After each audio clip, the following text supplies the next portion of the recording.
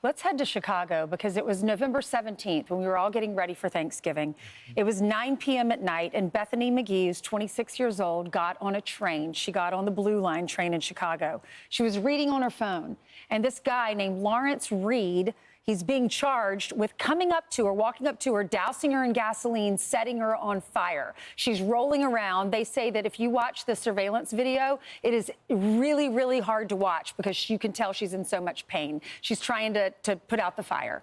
It changed her life forever. She's still in critical condition. She's still at the hospital. And we learn now this guy, we told you already, had a long, long rap sheet, but we're learning more about that. Yeah, it's quite extensive. I'm going to go in reverse because I think it tells us. A magnifying glass. They always say criminal justice reform, but as you can see, this guy started in 2017.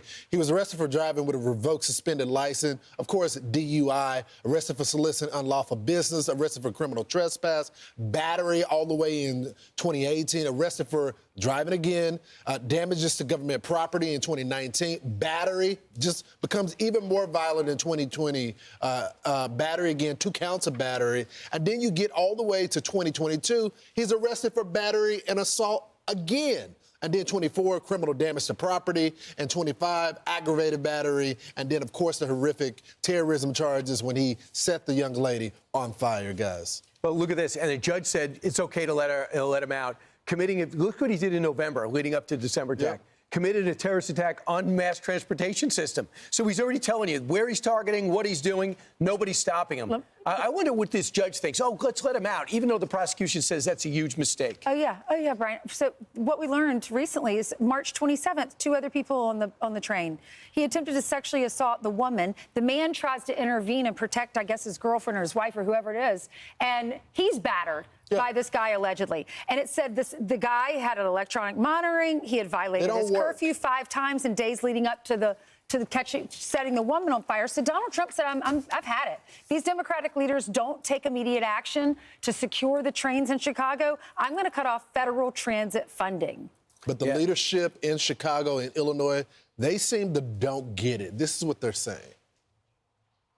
This is the federal government threatening state and local government with taking away federal funds for a purpose that they're not allowed to. There's no reason why the President of the United States or the Department of Transportation should be sending a threatening letter to the state. Got to take all of his threats seriously, right? I mean, it's no secret here that President Trump spends more time thinking about my job than actually doing his. You know, I do find it quite provocating that the very areas in which he has threatened our city are all of the demands post the Civil War. But Mr. Mayor, Mr. Mayor, that is the president's job, to make sure every citizen in the United States is safe.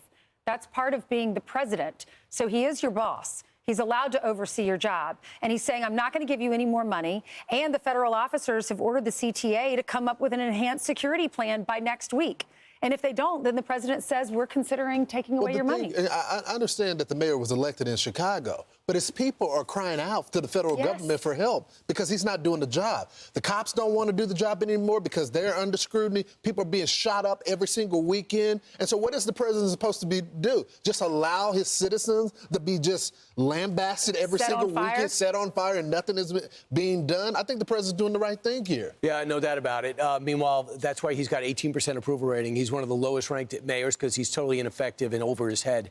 I'm Steve Ducey. I'm Brian Kilmeade. And I'm Ainsley Earhart. And click here to subscribe to the Fox News YouTube page to catch our hottest interviews and most compelling analysis.